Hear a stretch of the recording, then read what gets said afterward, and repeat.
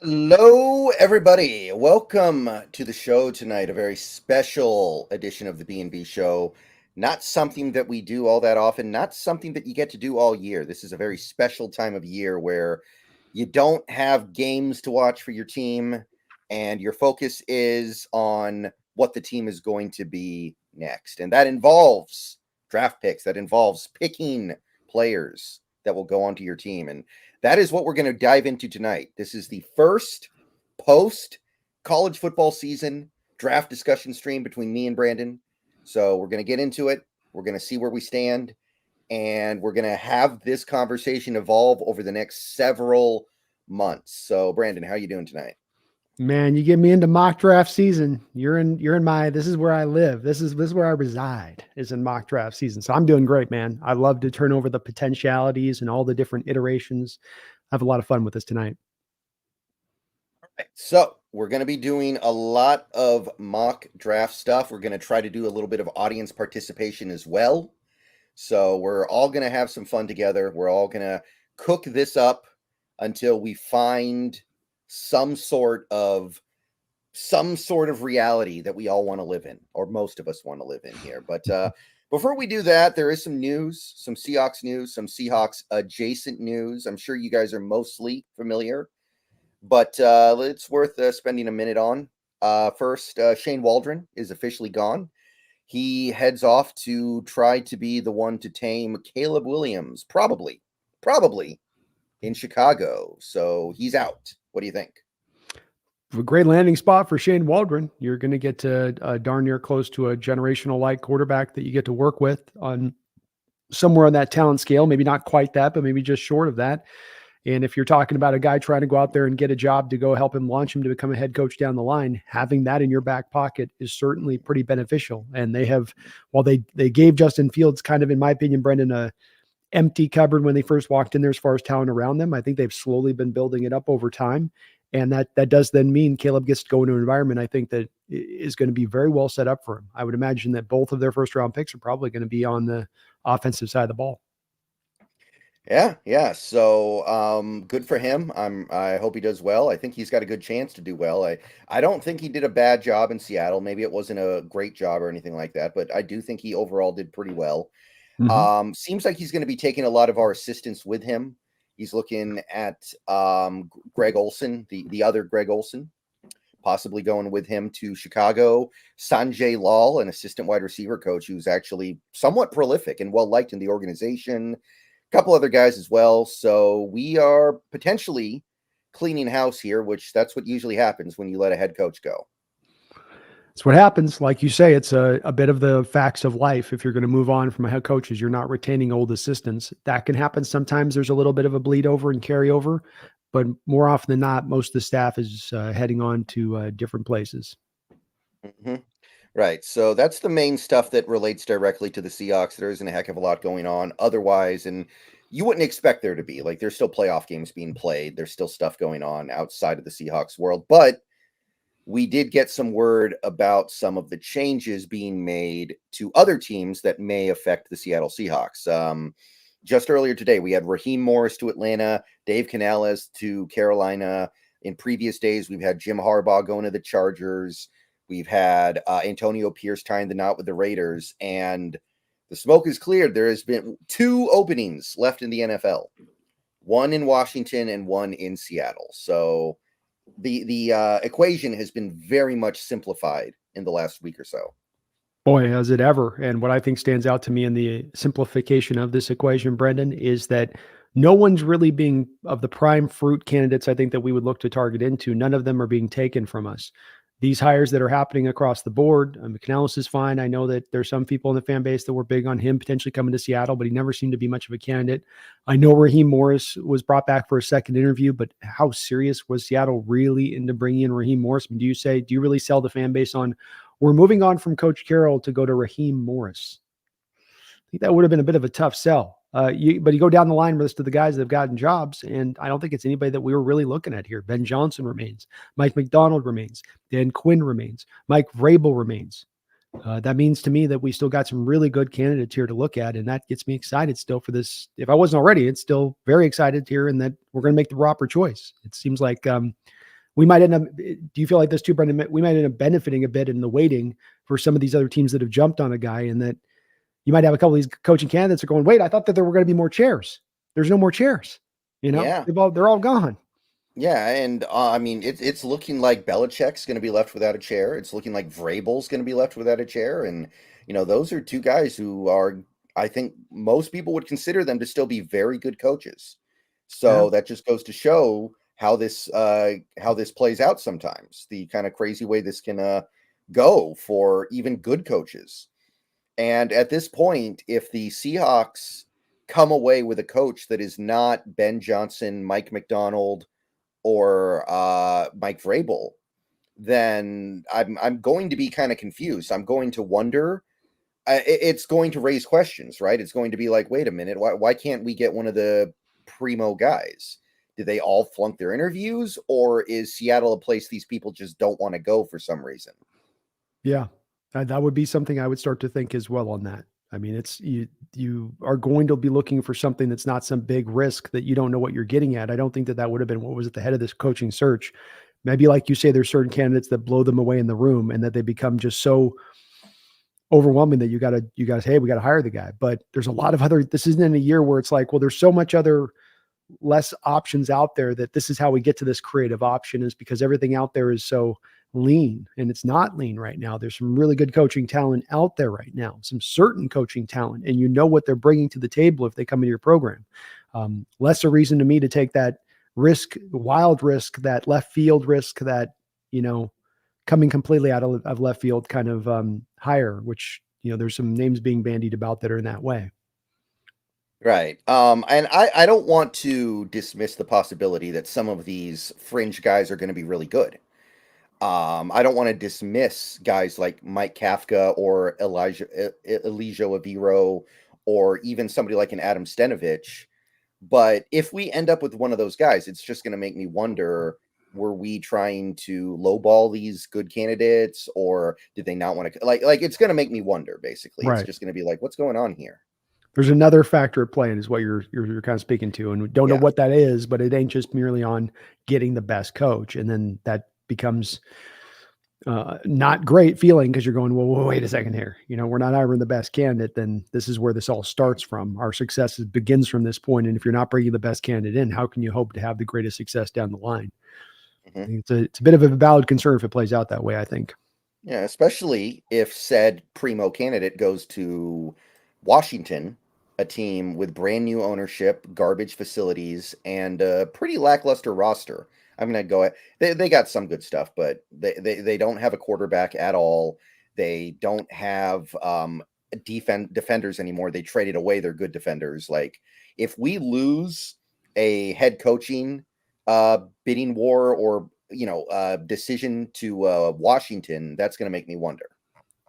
I think it's valid, an outlook on the situation. I think the thing that with Washington they do bring is two potential things that we can't maybe offer as much, that is something we've heard about Johnson, which is first the connection with the new general manager Peters, and how close they reportedly are, which you may not be able to compete on that level. And then the other part, that he wants to build something from the ground up. So if that's also a report I've heard about Ben Johnson, and if that's the case, maybe that's not what he's feeling he's doing here, coming into here with the talent level where it's at. So I don't know if those are the true. Those are, of course, rumors within this, but those are certain rumors you couldn't do anything about. Like, sorry, we couldn't give you a less talented team. Sorry, we don't have Peters as our general manager. Like that, at that point, you go. But if there are these other reasons we're talking about that are coming to effect, you're not willing to pay as much, the looming potential sale of the team, maybe they just don't, whatever it may be. But there be some other factor at play there than just being able to land the right guy Yeah. you want. And it's also worth noting, it was reported earlier today that Dan Quinn is about to have his third interview with the Commanders. Mm. And it's not often you get 3 interviews at one place and you don't get the position. So that would be one very nice way for Washington to just kind of take care of themselves and leave us to pick whoever we want of who's left. Yeah, I agree with you on that. That wouldn't be too bad for us at all if it goes that way, I don't think. So, Ben Johnson, come on down. Mhm.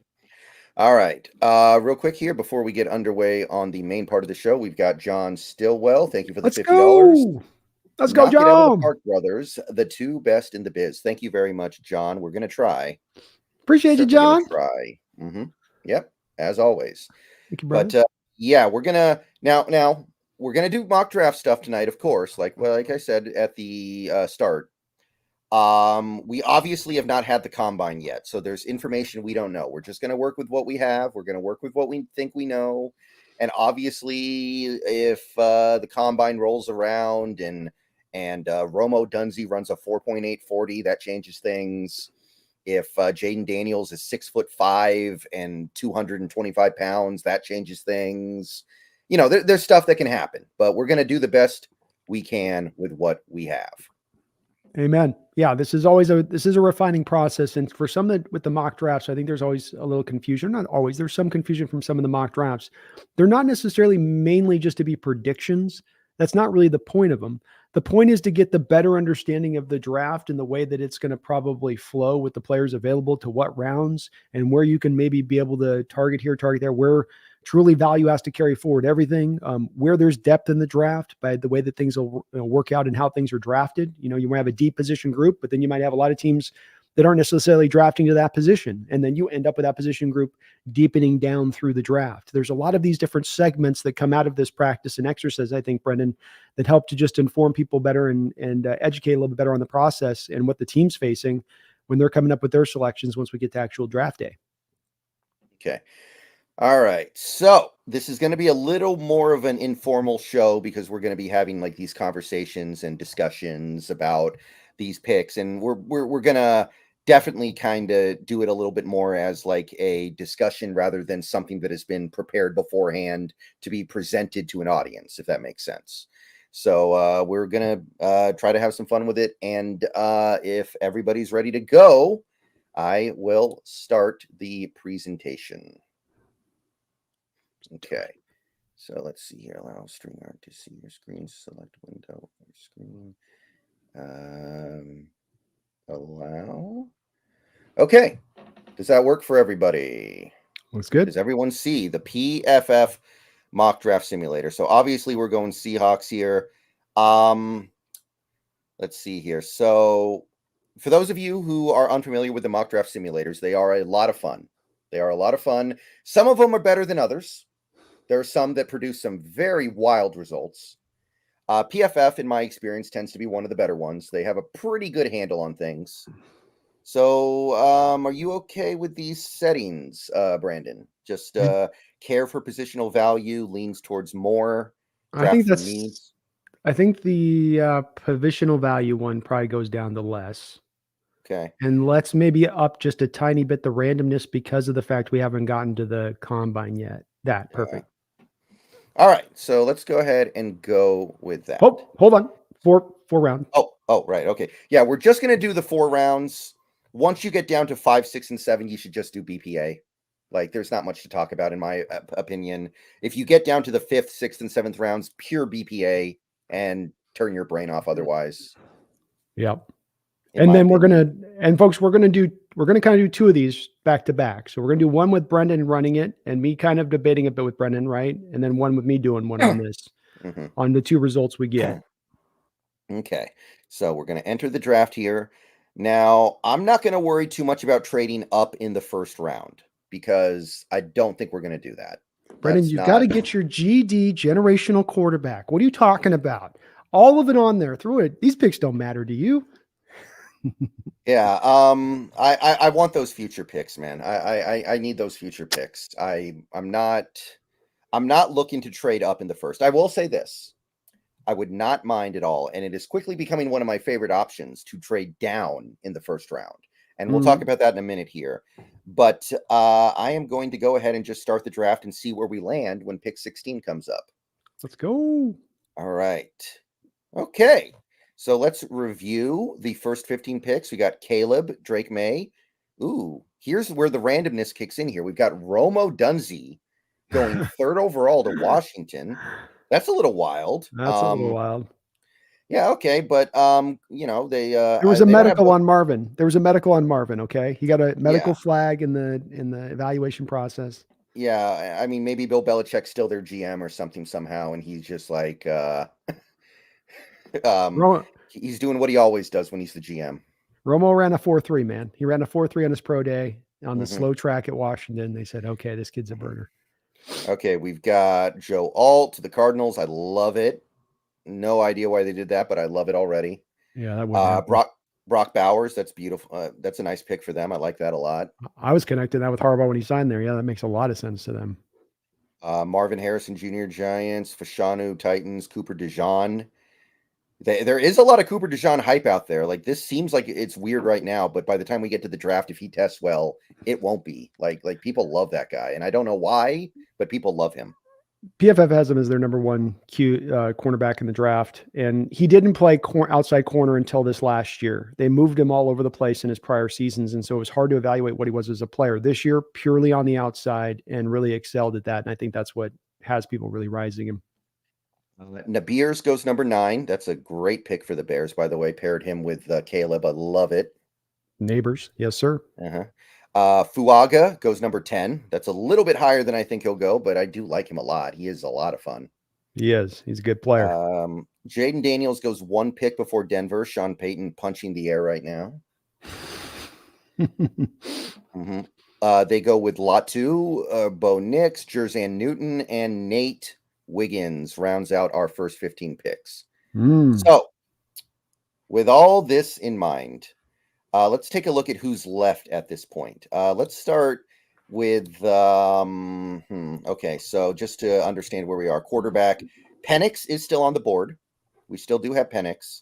I think he some people say McCarthy might be a first round pick too. I don't see it. I'd really rather not. You say McCarthy No, first round pick? Okay, so wide receiver, tight end, Bauer's already off, so we're not doing that. Offensive lineman, let's take a look. Who's left? Nobody really here who I would take. But if you go to tackle, you do have J.C. Latham. He's a guy who you've talked about as maybe being either a right tackle or left guard. That works for what I'm looking for, right? Sure. We've got Amarius Mims kind of in the same boat here for Georgia. Could be right tackle, could be left guard. I think he's more right tackle. Yeah, you're probably right. You got Troy Fatanu as well. You've got Graham Barton. We'll earmark those for a little bit later. Let's see here. So that's most of the offense stuff. Let's take a look at the defensive line. There's really nobody here who I think would be worth a pick at 16. No. Jerzan Newton would have been, but he's gone. Potentially, yep. Mm-hmm. Let's see here. Edge rusher. There are a couple of edge rushers here that we got to at least talk about. You've got Dallas Turner. You've got Jared Verse. You've got Braylon Trice. And I don't know about this Braswell guy. He's kind of been a late bloomer. And now people are talking about him like he's a first round pick. I don't know where that came from, but I'm not feeling it. It feels like shades of remember that Georgia player last year, Nolan Smith, that just started rising and rising and rising and rising. Yeah, there's no linebacker we can really have a discussion about. Safety, I like Kinchins, but not that high. Let's see here. I think that's really about it. We're not taking a cornerback, and even if Terry and Arnold and Kool-Aid are probably worth it, but we're not taking a cornerback. So that's basically a rundown of where we stand as of right now. So I don't hate the idea. A lot of people would hate the idea of taking an edge in the first round for the Seahawks. Mm-hmm. I do not hate it. I'll say that. No, I mean, if you're talking about going off a value point from this board, Brendan, in my opinion, Dallas is the top edge in this class. I don't think he's a blue chip guy, but I do think you're getting the best edge in this class if you're picking him at this spot. And that's going to be a tantalizing option when the team knows they can't really get much from Darrell Taylor. Hall, even though he was a recent second round pick, has a lot of room to grow here, and you don't necessarily know if he's going to turn it on either. So if you're going from pure value on this, that's something that could pull you in that direction of things. So there's the Penix angle, which is interesting. I can't do the Penix thing. I don't think he works here. I don't know where you sit on Penix as of right now. I'm not feeling it. I think there's so many factors with Penix that are even beyond a quarterback, like let's say Jaden Daniels, where it's that these are outside factors that need to be controlled by the team moving for Penix. You have to have a top-notch offensive line and pass protection minimum. We are not currently providing that. Yeah. I think you've got to I think employ some of that air raid spread system to your offense, Brendan. Right, 3 and 4 wide receiver sets and kind of peppering the ball around the field with Penix. And so you need both of those two things, which we don't know who the next coach is going to be to do that, and we don't have the line to do it. I just don't think it's a right fit. Even if the next guy is a spread concept guy, I mean, look, well, maybe Chip. Chip's. We've heard the rumors of Chip Kelly coming in with Quinn in the last 24 hours, Brendan. But absent Jim, Ben Johnson's not really spread based in his approach with what he does offensively. I don't think that Quinn would look to bring a guy in with spread based outside of them being, the Chip Kelly feels like maybe Schneider's pairing him with Quinn if they make that happen. To me, I don't know about you, but that's kind of. I don't know if the Chip Kelly idea is coming from Quinn's side of the fence. The way that plays out. Right. So yeah, I like Penix, but I just don't see how it would be a fit. So I'm kind of out on the Penix idea. I know a lot of Seahawks fans would love to see him brought to Seattle, but I'm not a fan. I've never been a fan as much as I do like him, but there's way too much going on with Penix that is suspicious. I do like the JC Latham idea, but I'm not sure if that's the best possible route here. What side are you on in Dallas Turner versus Jared Verse? Who do you like better? Personally, Dallas Turner's the better player because he's a little bit of a better player, I think, against the run, and they're pretty equal off the edge. Okay, so let's check the trade market here real quick because there's one team that wants to trade with me. It's the Houston Texans, and this is something that I do like.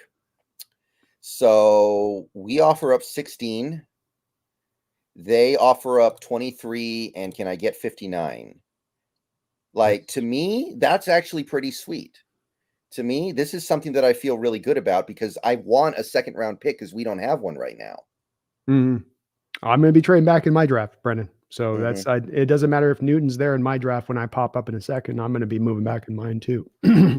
Now, okay, let's see here. So I can even probably get them to throw in like the Browns pick that they have, which I mean, that I do kind of like. I do like this trade because I feel like I can get somebody I really like at 23. So I think this is what I'm going to punch in here. Let's see if they take it. All right, we did it.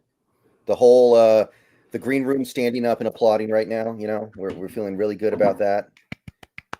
Yeah, we don't even need the Texans to be bad next year, which would be bad karma to root for the Texans to be bad because the Texans are cool.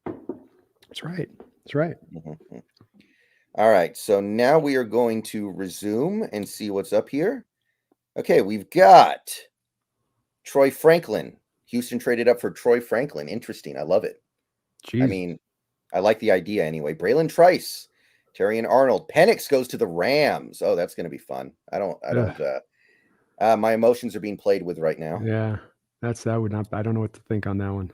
Yeah, Tyler Nubbin goes to the Steelers. Jared Verse goes to the Dolphins. Kool-Aid goes to the Eagles. That makes sense. Don't think Kool-Aid's going to fall quite this far, by the way, but he's a cornerback. It's always possible, I think, with those guys. Yeah, and there's some variance on this draft. I mean, there's some people that like the kid out of Clemson is the best corner. There's not a consensus on the corners right now. Okay, so now that we've traded down and gotten that second round pick, let's see. We still have JC Latham, which I'm very tempted on that one, and Dallas Turner, but we'll come back to that in a second here. I do think Latham is a right tackle too. I know we played with the notion of moving to guard, but I think he is a guy that's best to the outside when it's all said and done at right tackle. That's his best value.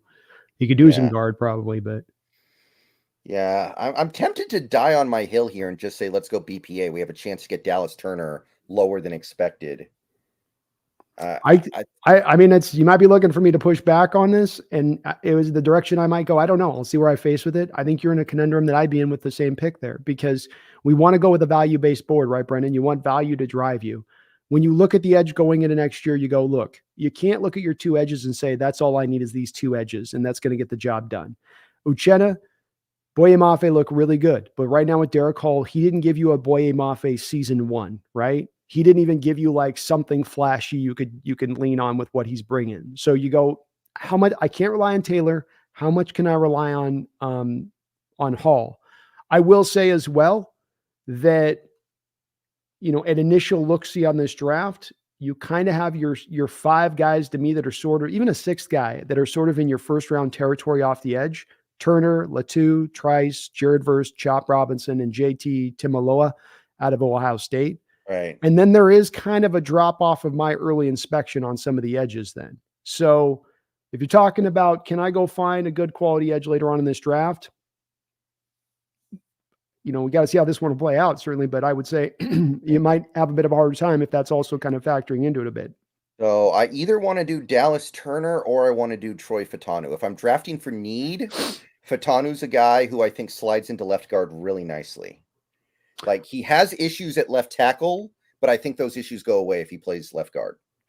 And when it comes to Fatanu and Barton, to me, they're even Steven. I think I personally like Barton just a little bit more because of his ability to play tackle. I think I can slide him to right tackle at the pro level, and he can hold up there for Lucas if Lucas gets injured. As you said with Fatano, I think he's more purified guard at the next level in his setup. But they are, to me, all of those guys, the three trio of Fatanu, Barton, and Bebe are all very close to each other, in my opinion, as far as their real value. And they're all top 50 guys. So if you pick them in the top 50, you're really not going wrong with any of those. Okay. I am going to go ahead because, by the way, I think Fatanu's going to test well. And by the time we get to the draft, he's going to be a first-round guy or very close. Ooh, wow. I Okay. think he's going to test, especially once people realize this is a guard. This is not a tackle. I think some people are still kind of looking at this guy as a tackle, like they are with Graham Barton, like they are with Cooper Bebe. And yeah, I'm going to go with that. I don't want to do the Dallas Turner thing right now, I think. So I'm going to go with Troy Fatanu at 23. Good pick. Solid pick. I like it. All right. So again, I'm not really looking to trade up right now. I wouldn't hate the idea of trading up into the second round a little bit, but I don't think we need to. So Dallas Turner does go 2 picks later. Keon Coleman, J.C. Latham. Who is Ennis Rakestraw Jr.? That's a cool name. He's an interesting corner. That's probably a little early for him, but I mean, the corners are going to draw you're going to see a lot of variables of opinion on the corners in this draft, Brendan, because it's like they're all kind of got their own little unique style, and certain guys are going to fall in love with certain players just because of the unique traits they have versus others. We got Jonah Ellis, Lad McConkey. That's another cool name, by the way. There goes Mims, Barton, TJ Tampa, Walker, Mitchell, Xavier Worthy. There goes JJ McCarthy. Thank God. Bryant. Wow. Early second, huh? I mean, Daniel Jones and JJ McCarthy are your quarterbacks. Boy, talk about, can you just give me a rope and let me hang myself now as a Giant fan? Are they going to combine the two and try to get one serviceable starting quarterback out of it? Maybe they'll be the original. Maybe it'd be back to the what was the old fluctuating starter thing, right? One guy gets one quarter, the next guy gets the second quarter, then the third and the fourth. Flip it back and forth. Yeah, I think there was wasn't there like a game in the 80s where the Seahawks played the Broncos and they basically did that? I think Elway was hurt and they were rotating in Tommy Maddox. Yeah, it's happened before. It's not a path to success, but it has occurred before. Right. Let's see. Brian Thomas, Chris Braswell, Jermaine Burton, Leonard Taylor III, Byron Murphy II. Wow, look at that. I mean, I like him, but man, he is rocketing up boards lately. A lot of people have him as DT1 in this draft. Adonai Mitchell, Dorless, Brooks, Jenkins, King, Leggett, G.J. James, Chop Robinson. So we've had a run on the DTs, dude. Yeah, a little bit. Which I don't love. I love Tavondre Sweat. If this was the scenario, and I don't want to play this out in the simulator because it would take an eternity, but if this was the scenario, I would have traded up like 5 or 6 spots to get Sweat because I really like Tavondre Sweat. Yeah. But I'm not going to mess with that right now. So let's take a look here. Pick 59. So the top guys would be, we got Kalen Bullock, and we're definitely going to come back to that because Bullock is a ball hawk.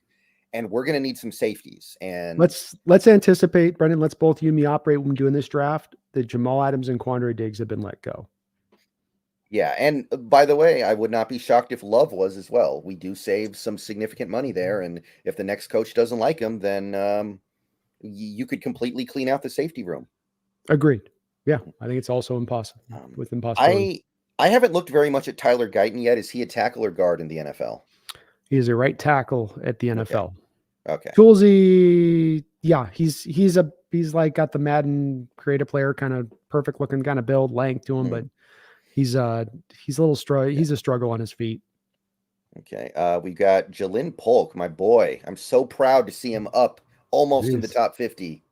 That is so heartwarming. I'm not going to draft him, but I love seeing it. Mm. Ooh, Edgerrin Cooper. You about a month and a half ago turned me on to Edgerrin Cooper, Brandon, and I fell in love. I barely knew who he was, and then you mentioned him, and I looked at him, and I was like, "Wow, this guy's awesome." Number 2 middle linebacker I got on my board, only Junior Colson ahead of him, who I know they've got Junior Colson lower on this one. They've got a couple linebackers ahead of Colson, Yeah, but I put Colson just a little higher ahead of Cooper. yeah. I think Colson's a guy who the actual NFL evaluators are going to make in a late first, early second pick, Yeah, and I me think too. that the mock drafts are the mock big boards are missing on him pretty badly. Yeah, I think they're gonna update with time on that one. Now, our next pick is going to be in, I think, the 70s. So we're not going to pick again for about 20 picks here. Hmm. Ooh, we got Peyton Wilson here as well. Yeah, here's Junior Colson, who, yeah, you're right. They don't like him that much. I think that there are more linebackers that I'm willing to take in the third round than there are safeties. Like, to me, Kalen Bullock is clearly the best safety remaining. Like, let's sort by safety here. You've got this Utah guy that I don't know anything about. I do like Bullard and I do like Hicks, but Kalen Bullock is like head and shoulders above the rest. So I'm kind of tempted to take him. Yeah, agreed. I don't have another safety with the same grade at that point. You know, you can see there you're dropping down to 71 from 45 on their rank to Siona Viaki. So you know, Caleb's a second round grade, strong. Um, he was one of the players on that USC defense that was actually showing up. It's not his fault Yeah, necessarily they played as bad as they were. So yeah. it would They be call him, again pick yeah, from they value call him standpoint. a they call him a turd blossom, like the flower that grows out of the turd. That's right. That's Hmm. right. Yeah, I want to go with Kalen Bullock, and he's not a guy that I typically take in my mock, so this is kind of exciting.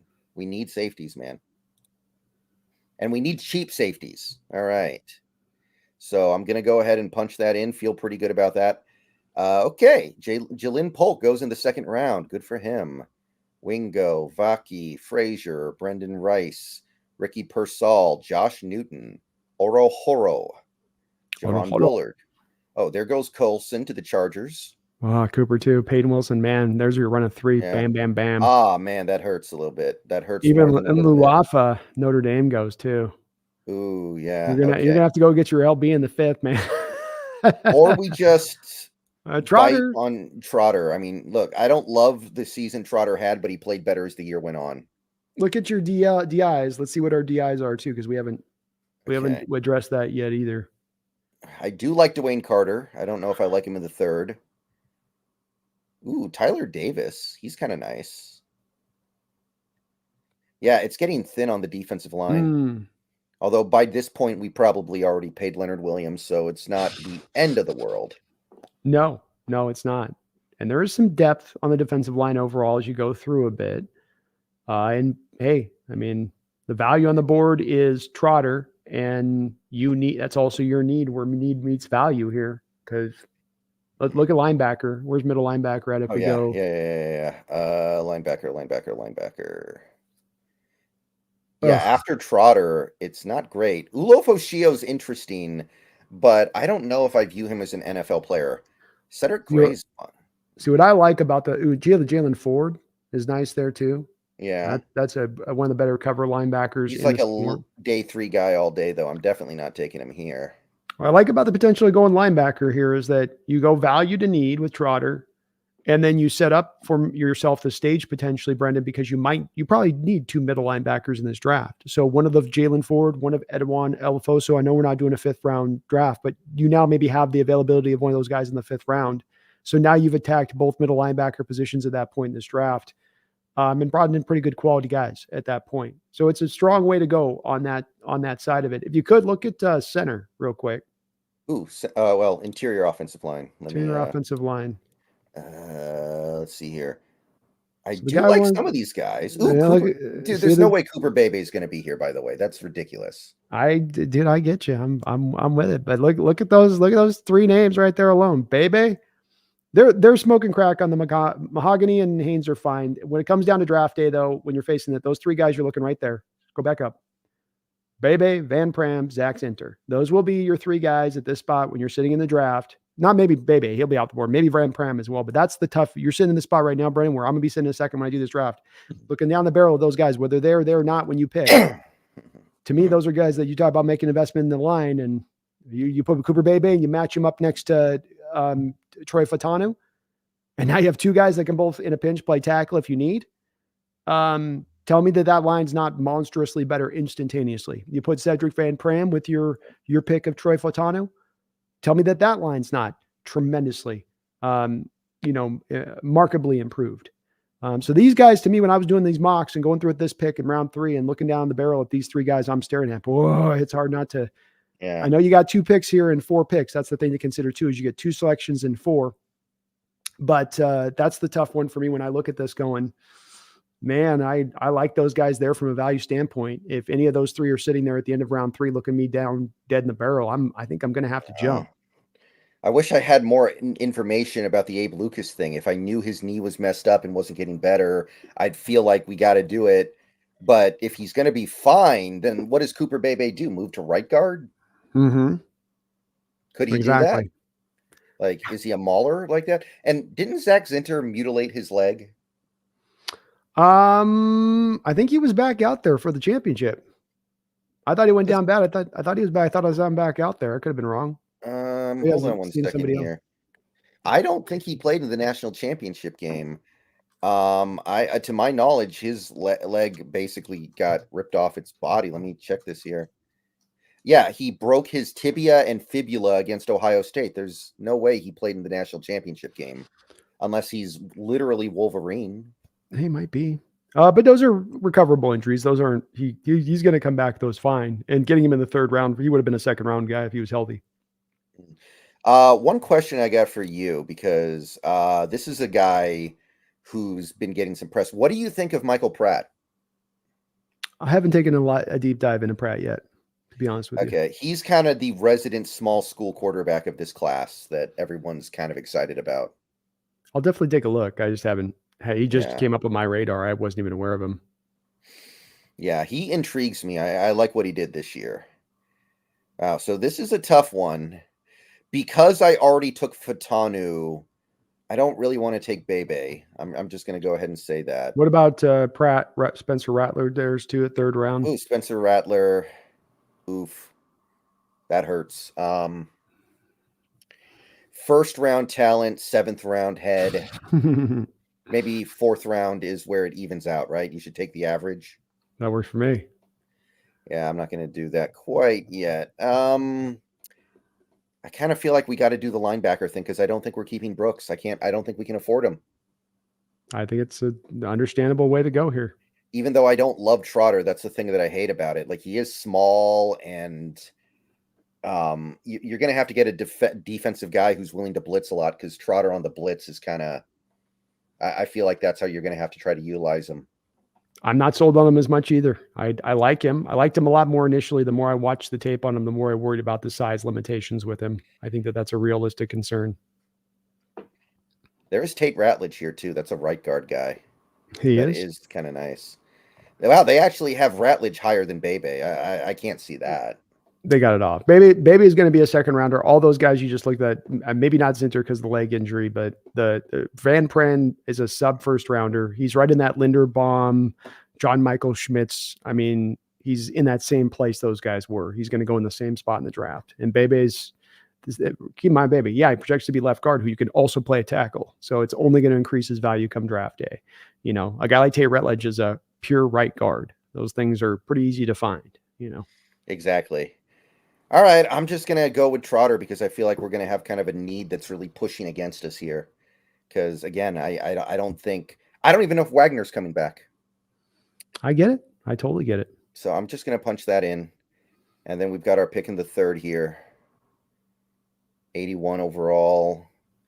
And the only guys we missed out on were Haynes and Mahogany, which those were the 2 guards we were looking at that we kind of liked a couple guys more anyway. So that worked out actually pretty dang well. Okay. So this is kind of tough now. I'm really tempted to go Van Pran, though, even though it's a reach.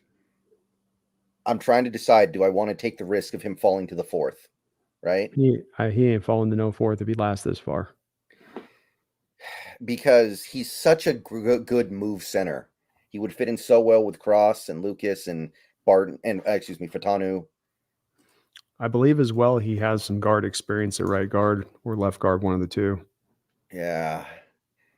Yeah, let's just make this offensive line really good. Let's get this like, yeah. I think I'm doing Van Pran. Let me look one more time. Sorry this is taking so long. All right. Mm-hmm. Check maybe you gone there, you gone there. There's not gonna be a tight end. No. Well, Yeah. I guess it's worth looking real quick here. Yeah, Cade Stover's still there. Man, he's dropped hard. I wonder what happened. Yeah. He's not want that maybe athletic. He's athletically limited. Yeah, you know what? Let's just make this offensive line supercharged. How can that be a bad thing? How can that possibly be wrong? You invest in the offensive line. I have yet to see a team that invests in the offensive line and they're like, man, we shouldn't have invested this hard in the offensive line. I've never said no team ever, in my opinion. Okay, so Dwayne Carter, wow, third round pick for the Duke defensive lineman. Tyke Smith, Trey Benson. Why did the Dolphins lose their third round pick? What did they do? Was that because they told Brian Flores to throw games? Is that still affecting them? It feels like that was a little bit a while ago. Huh. I don't know. All right, McMillan, McKinley Jackson, Roman Wilson, Gabriel Murphy. Oh, there goes Bebe, Blake Corum, Javon Sullivan, Johnny Wilson, Jamari Trash, Spencer Rattler to the Niners. Yeah, right. I cannot. That fits, Brendan. That oddly actually kind of fits. Yeah, coach who likes a quarterback who does what he's told to do, and a quarterback who doesn't like anyone telling him what to do. Yeah, exactly. Zach Zinter, third round pick. Okay, so he does stay in day 2. Bucky Irving. Oh, Mason Smith. Michael Pratt goes to New England. I like that. Ratledge. Let's see. Malaki Corley, Justin Ibogby. This is going to be my last pick, by the way, because we're not doing the 5th, 6th, and 7th rounds because that's a little too far out there for me, I think. But I think I already know what I want to do here. And this is one of my favorites. This is Cade Stover. Love the dude. But let me scroll through real quick. Let me do the due diligence. Jordan Travis, quarterback. You haven't picked a QB here. Yeah. I don't really feel like we need a quarterback that much, though, if we're going to do things the way that I think they're going to do things. And I don't feel the need to force it, you know? There are quarterbacks that I like in this class, but not positive we're going to get a chance at any of them. Mm-hmm. Wait, does PFF not have oh, they do have Milton. Okay. You see, that's the thing. You could get Milton in the 5th round. I think the odds of Milton being a good NFL quarterback are now higher than Jordan Travis. I don't think so necessarily, because I think Jordan Travis is going to recover from that leg injury. It's not going to be something that keeps him down forever. And so he's a much more refined, further along in his development QB than Milton is. Milton's got the upside, the arm strength, all that, but it's a lot more of a question mark versus I think what you are getting in the kid out of Florida State. But we need a tight end, so I'm just going to punch in Stover and feel good about it. I like him. Great Will Dissly replacement. Totally fair. Oh, Jordan Travis goes to Denver. Wow. You got another pick? Yeah. I got the Browns pick. I totally forgot. And I'll tell you, I'm really tempted to go Jaden Hicks here. He's still here. He's finally getting some respect. The big boards had him in the 7th round, and now they're finally bumping him up. Isn't Kalen Bullock more of a strong safety, though? I mean, to me, Kalen Bullock's like a ball hawk. I look at him more like a Ed Reed type ball hawk, like a free safety. I could be wrong. Hold on. Let me just double check on this. I could be getting my wires crossed because there are a few safeties that have similar names, but. 1 sec here. Let me just check real quick to make sure.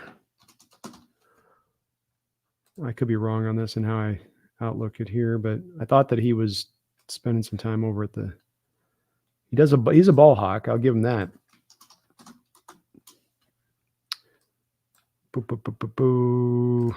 Goodness, James Williams fell off a cliff down outside the 100 and top 150.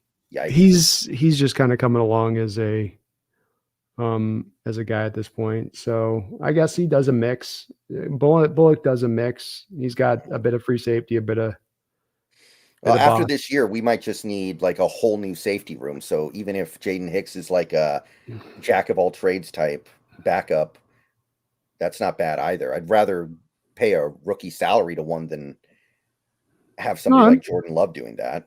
man, it's best. It's value on the board. Definitely value on the board there where you're picking at that spot. Yeah, I'm going with it. I'm just going to rock with it. Rock with it. All right. So that is my mock draft here on the stream. Just they do not like the Fatanu pick. I'll say that much, which makes sense. They have him as a second round guy, but he's Save going to go up. save that one too, so we can maybe show them both of Yeah. our drafts on Right. it back to Okay. back. So they like the trade a lot, which I like the trade a lot too. They love Kalen Bullock. They love Trotter. They hate Van Pran, which they're going to regret that one. There's no way Van Pran isn't a great NFL center. And then they like Stover and they like Hicks. Okay. It's a good draft. All right. So let me go ahead There's a and stop download sharing. image right there. Okay. You just hit the download image and it'll Yeah. take Let you. me just stop the sharing real quick so I don't need you guys seeing inside my computer. I don't need you guys stealing my keys. That's right. Passwords.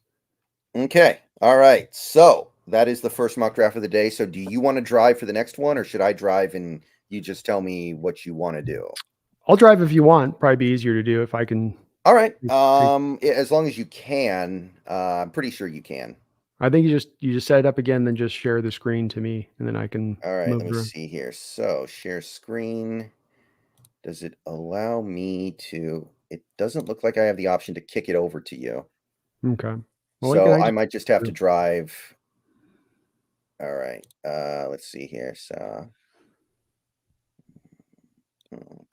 All right, so let's do a new mock draft. Okay, this is the one that Brandon is going to drive. Do you want to play with any of the settings, or are you good with the settings we had? I'm good with the settings where they were. Totally. All right. And you're good with going in fast, or do you want to slow it down so you can trade up if you're feeling it? No trading up in this one. Mhm. Trade back, but not up. Okay. All right. So same setup. Let's go ahead and start it up. Okay, this one right off the bat, we get a curveball. Drake May, Mitch Trubisky 2.0 goes to the Bears. How fitting. I might have to have you run it at least time so I get at least one trade offer on this pick because I'm moving this pick one way or the other. Oh, I'm not sitting on yeah. no trade opportunities. I'd like Well, to. you do have we'll get to that in a second here, but we've got Caleb, Alt, Harrison. Is Joe Alt moving ahead of Fashanu in big boards or something lately? Or is Yeah, that because just randomness? he's 20 years old. So you get a guy that's 22, going to be 23 versus a guy that played at 20 years old.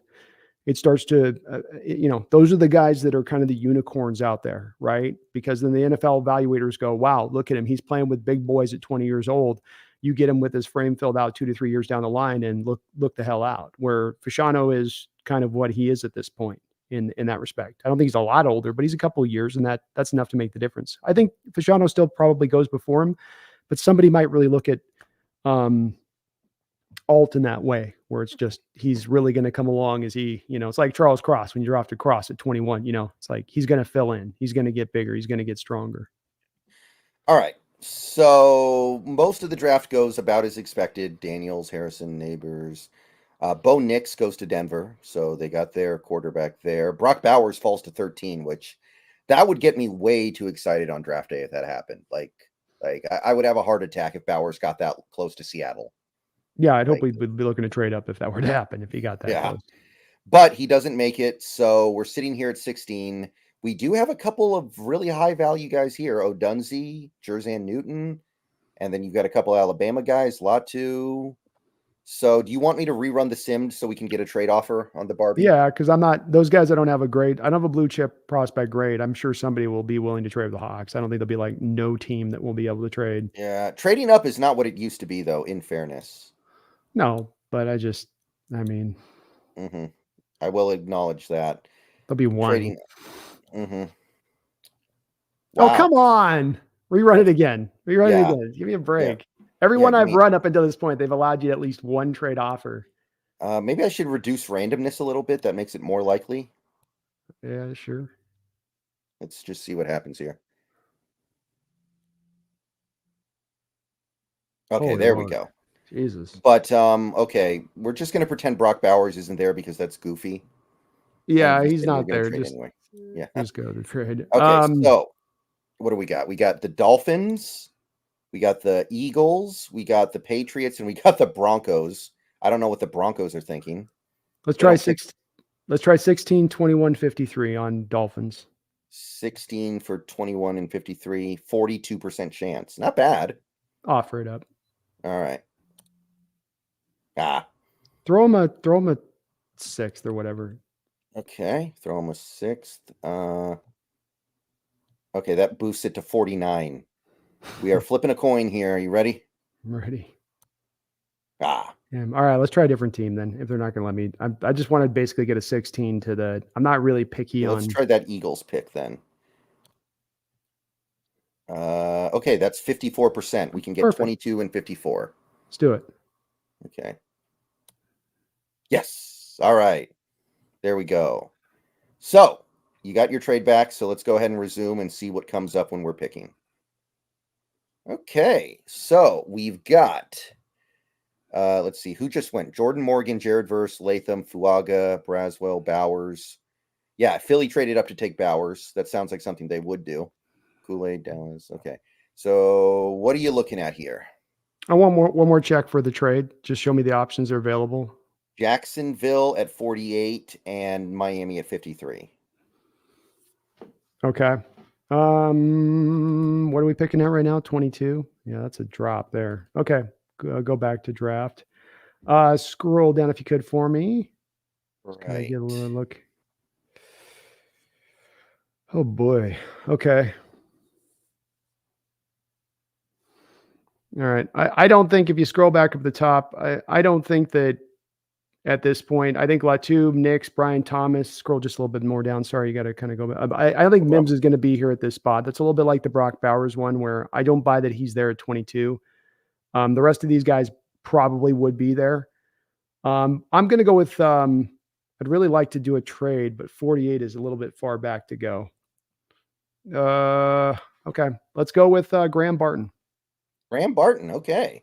I actually drafted him in my mock that I did, I think it was a couple days ago. I feel good about this pick. And I'm All not right. going to get a good rank by PFF, but I don't care because their rank's not updated, I don't think, on this thing.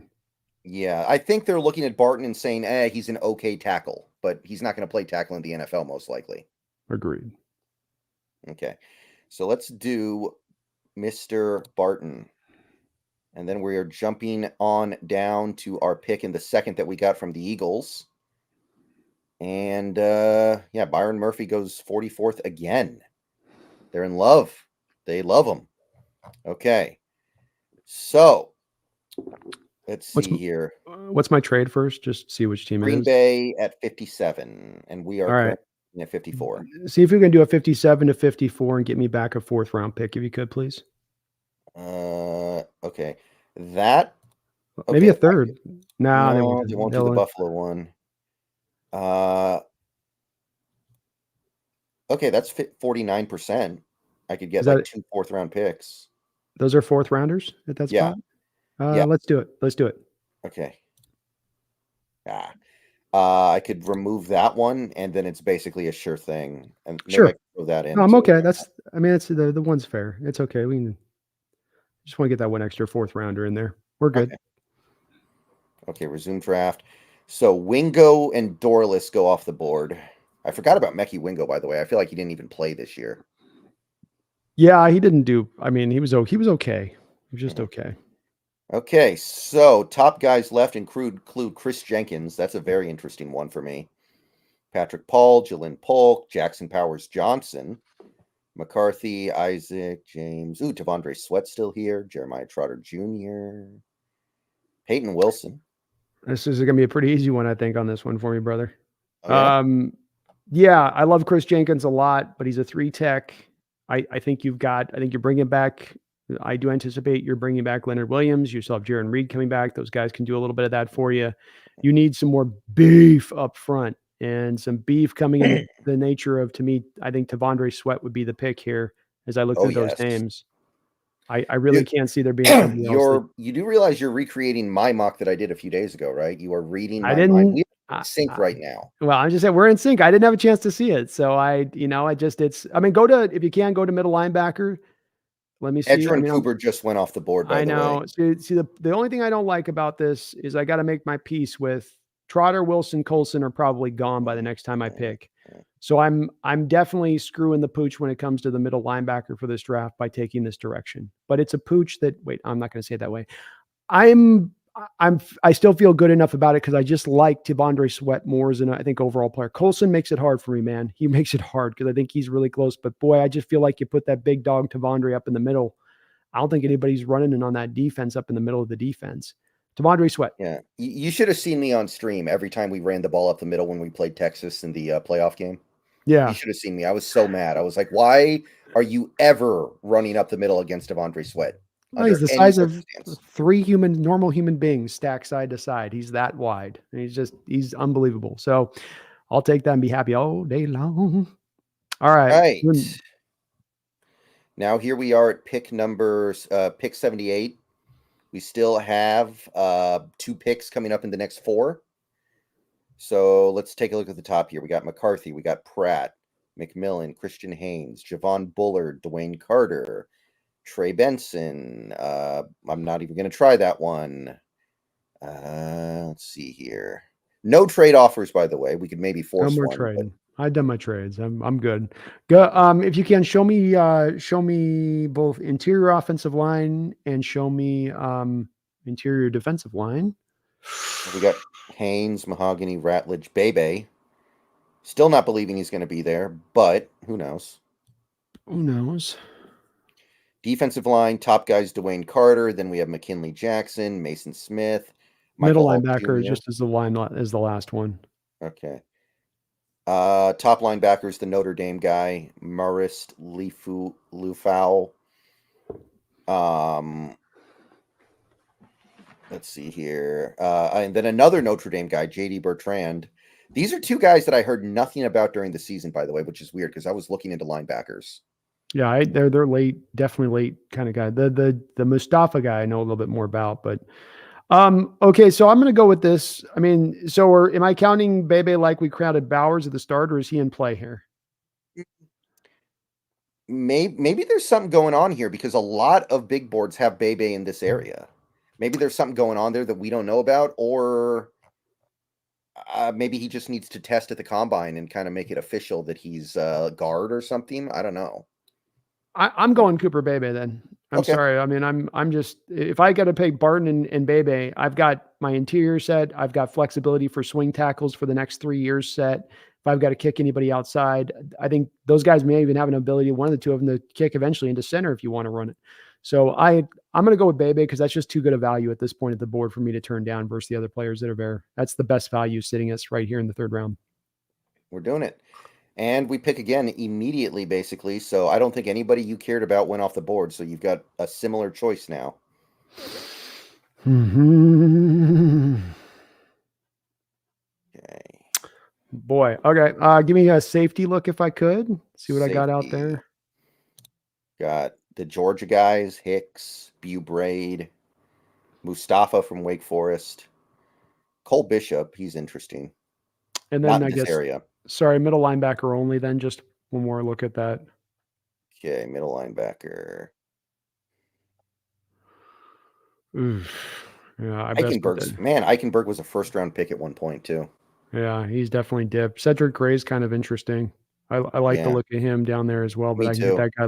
I can get him later though with this draft. I don't like Maurice that much better than the other guy. Okay, scroll down just a little bit. Then let me go through the options. Okay. I'm gonna probably set the chat on fire with this one.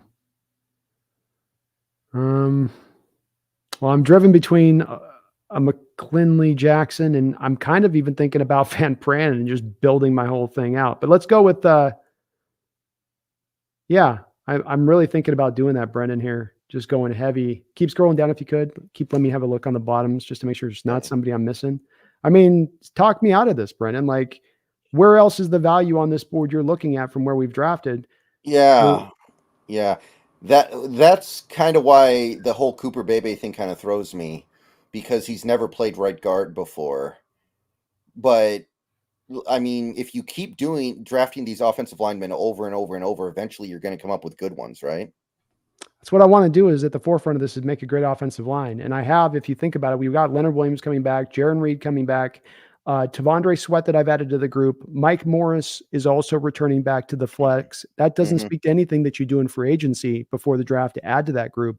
Is defensive line really as much of the need at this point? And while I like middle linebacker to address that here, as you just showed on the value on that board, I'm reaching for need at that point if I picked a middle linebacker here. Am I not? I know Maurice is technically on this board the highest on the deal, but I don't have him that high as Yeah. they've got on their deal here. All right. I mean, if you want to do it, go for it. There's also Zach Zint. Well, no, Zach Zinter doesn't make sense yet No, because you because got I've Cooper. dressed it. Yeah, I've dressed Cooper. I think I might just do it for the hell of it here, just for the Right. giggles. And I'm going it. We're going Van Pran. Deal with the chat. Right. I'm going I don't heavy think people offensive are going to line. be that upset about it. It's just going to be like there is some element of like, well, we're ignoring other areas of the team that desperately need help. Okay. But I don't think people are going to be like, "Oh man, we addressed the offensive line too much." Like that's not a thing that people are going to say, right? I'm sure I'll get some blowback. I don't care. I'll take it. I'm walking away with the line that now is on the rise to be one of the best in the National Football League, and I think that that's Yeah. going to take this team to some really nice places. Okay, so you got two picks left, 118, 123. 125, excuse me. Okay, let's look back at the middle linebackers again here. Fourth Okay. round. I'm going to go Cedric Gray is the better guy of this bunch than Tommy. I think he's better than Tommy Eichenberg. So Me I'm too. going to go with Cedric Gray as my guy. The fact that he's lasted here to the fourth round, I think he's better Yeah. than Edifon. Yeah, they got him in the 6th. There's no way, right? Like he's I going to just go before don't. then. I think he's a top 4 round guy. I think maybe not. Maybe you're getting him for the round that he's earmarked. Scroll down a little bit more on those middle linebackers. Let's see if there's any. Ooh, Jalen Ford too. Well, that's what I get. I'll come back and okay. I know what I'm going to do here. Okay, yeah, I want Cedric Gray, please. Okay.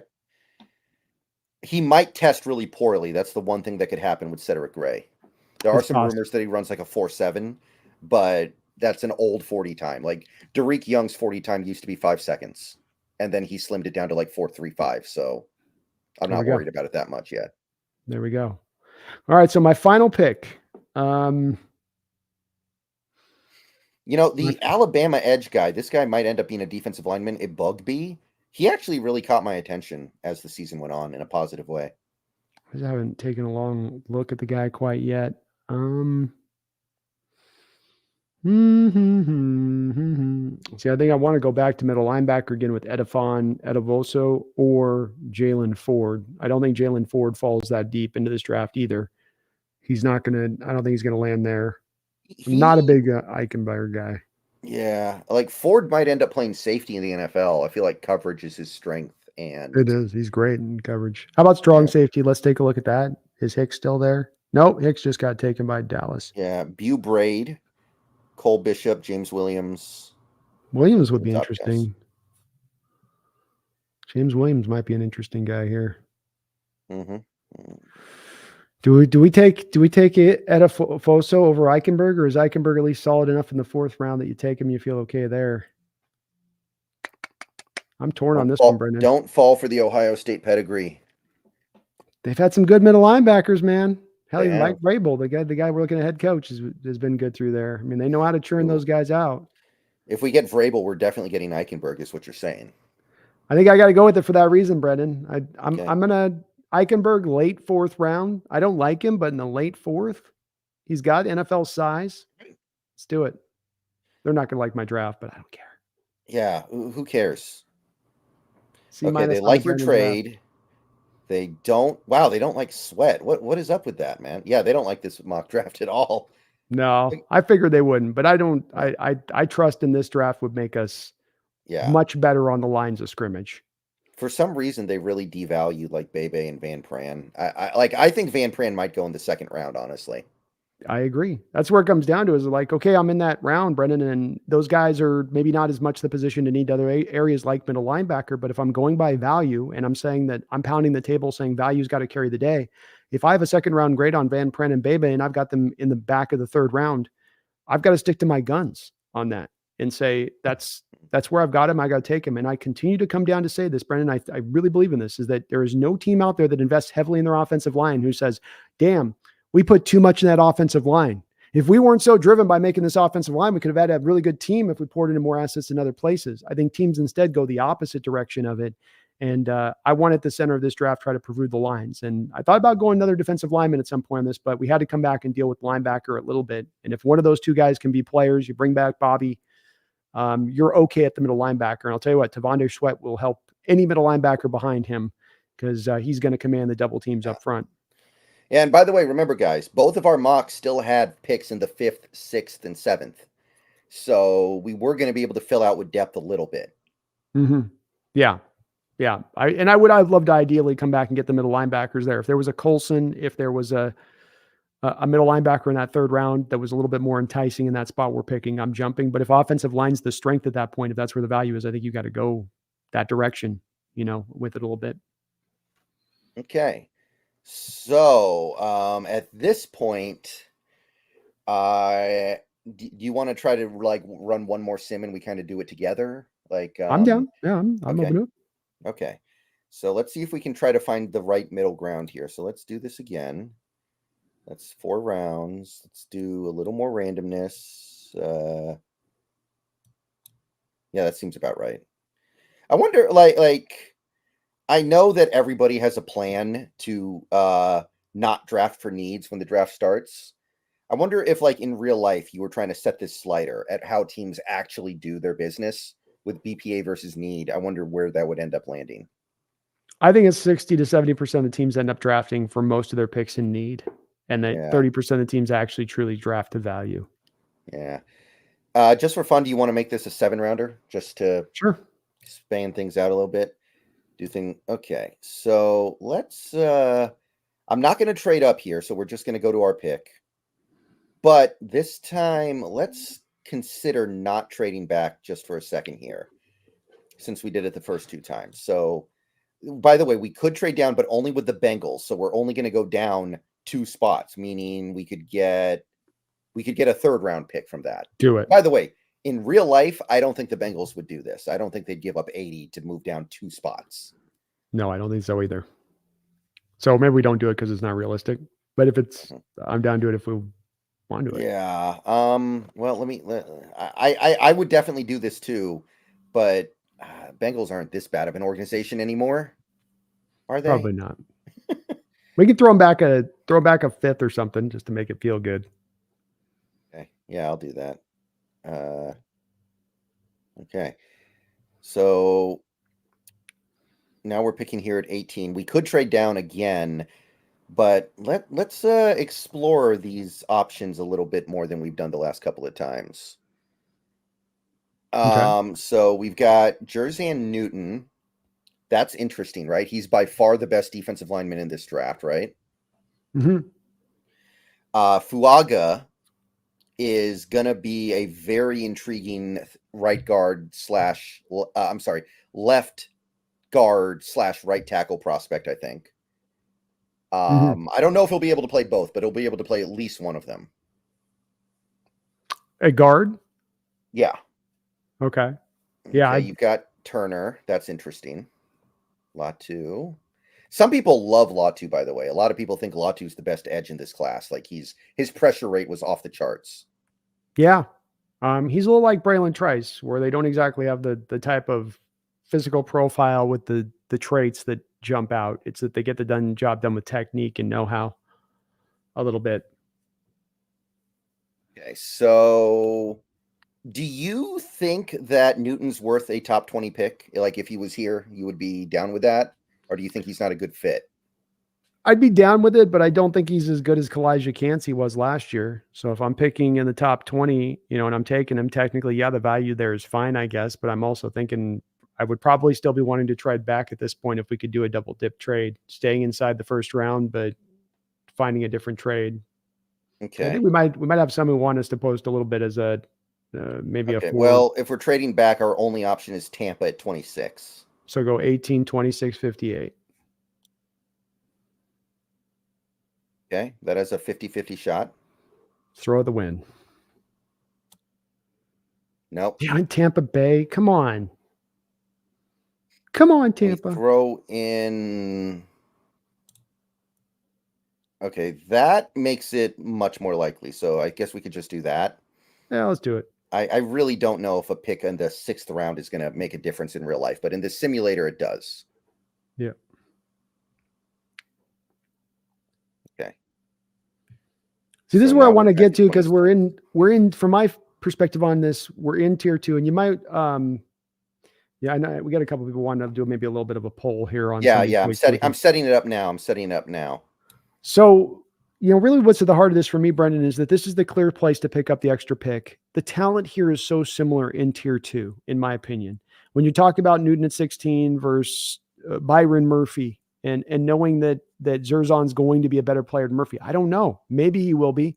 That's a to me a bit of a big guessing game um, in what you're looking at here. So I think trading back is the way to kind of go here as much as you can. Certainly, we're going to probably do a little more aggressive here than we're going to be able to in real life. But then you land here, and this is where I think you look to make your pick. Where now the value starts to get better. Where now you're starting to go, okay, I'm getting good value for where we're sitting, especially pulling those extra picks into play on top of it.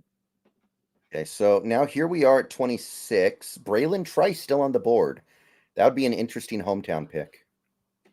That would that would potentially be a bit of a draw for the team at that spot.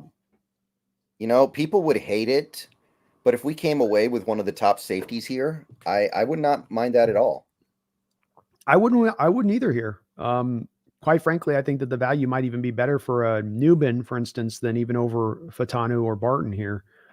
And considering the way our mock drafts have gone to where we've been able to get guards later on, Brendan, maybe it's a little bit smarter here on the value is better to the safety off this board. And then we know we can get those guys later on. More of a pull maybe here to look at a guy specifically that Tyler. He's the best safety in this draft, in my opinion. Yeah, One, I actually agree. and the only guy draft safety with a first round grade. So Okay. They do like Kinchin's a little bit better, but I like Nubbin better. okay. Yeah, Right. I'm a bit more nubbin here. What'd the chat go with? Did you I'm about to go ahead and post that poll. By the way, if you guys want to participate in the polls, you have to go over to my side because the polls are only going to post in one location. there we go. Okay.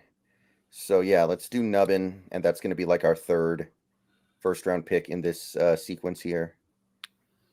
Let's see here. So now we're picking at 58. This is the pick we got in the trade back with the I think the Bengals. Mm-hmm. Right. Okay. So now here we are in the second. We've got Jackson Powers Johnson. That's interesting, right? Because he's in that Oregon system where it's so easy. Yeah. It's so easy to protect your quarterback, but he never let Bo Nix get hit. Bo Nix had absolutely no idea. Guard flexibility probably too with him as well. Where I think if you need him to, he could play guard. If Oluwatimi could come up and be ready to start, he might be ready to be a guy that could slide to right guard and be okay to be in there. Mm-hmm. Okay, so let's see. McCarthy, I don't think either of us would be super interested in that. Sanders is not bad. Sanders would be interesting because we need a tight end, and I do like him. He has slipped a bit this season, but overall, he played fairly well. Mm-hmm. I do like Sanders quite a bit. I think that he is the true blue second tight end in this draft behind Bowers too, and that it's Bowers down to him, down to the next guy. There's a pretty big dip there as you go through. Jordan Cooper, Devondre Sweat. Let's see here. Trotter, Peyton Wilson. Okay, I think Junior Colson, actually. We haven't taken him yet, have we? No. See, I think the poll on this one might be is it Colson, Tavondre Sweat, Jackson Powers? Those would be the three that I think are going to be the names that the chat would probably be highest on here. Colson, Tavondre. Cooper. Yeah, Cooper too. I don't. It depends on Colston Cooper. It's kind of interchangeable, I think, on that a little bit to where Yeah, we got Colson, Devondre Sweat, and who did I forget? Powers Yeah, and Powers Sanders. Johnson. Yeah, Those and are those. Sanders. Okay. Okay. By the way, Fatanu's currently winning the poll, but there might be some home cooking going on there because Yeah, you got those dogs in the house, man. Yeah, Yeah. those would be the four on this one though. That's a strong four pick. Different pick. Those are different picks, kind of. So we can get a little bit of a flavor as we give them a middle linebacker option, give them an interior line, give them the defensive tackle, and then the second best tight end in this draft that you're able to pick in the second round at that point. Okay. All right. So it looks like Fatanu's going to win the poll for the mid to late first round pick. He's currently holding 40%. Nubbin is second with 29%. And then Graham Barton's 15%. I think some people are getting driven away from Barton because of the injuries. That makes sense.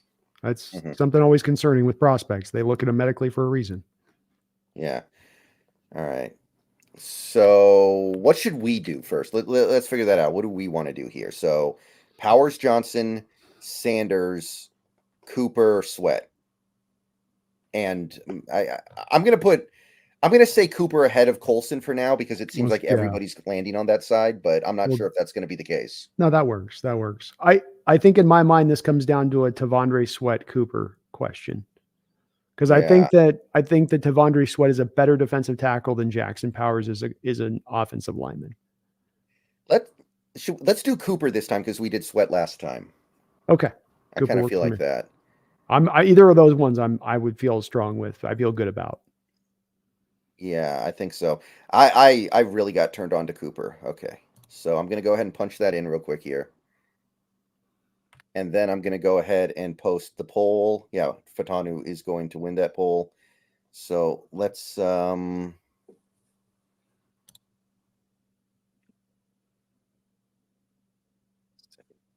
okay, so the choices we had were Jackson um Powers, Jackson,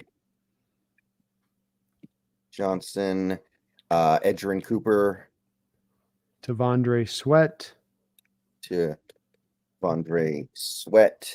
Tavian Sanders. Is it Jatavion or Tavion? Jatavian. Okay. You know how these guys change their names all the I time know. these days. You never know. It'll be Tavion in a couple of years. Hmm. Yeah, so Fatanu wins with 41%, which hey, again, I'm not against it, There might I'm be a not little at it. home cooking going on there. Sometimes home cooking's good, Brendan. Sometimes it fills you up. Yeah. I got to admit, generally speaking, during this draft period, I don't know if I'm trying too hard to be unbiased. I haven't been a big fan of the Huskies. Um, I like Romo Dunzier. I think he's the third best receiver in this draft, though. McMillan, I don't know. He's kind of fourth round guy, possession receiver at the next level. I think is his. He's kind of like Jermaine Kearse to me was a little bit. Yeah. Which isn't bad. Polk's got some upside to him though. I think he's interesting. Yeah. But yeah, I get it. They're not anybody that Yeah. blows me Like, I'm away. not really a believer in Penix. I like Fatanu. I've turned around on Fatanu because he'll slide into guard and a lot of his problems are going to go away. I'll say Yeah, that much. I like Edafon, but of course he's got the injury thing that goes along with him a bit too. So Yeah. I feel like Trice is like edge 5 or edge 6. I think there are a lot of edges in this class better than him.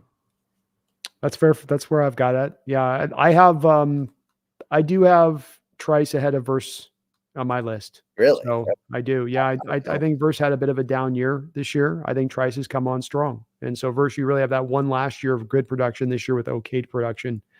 But Trice I have as my third edge in this draft right now.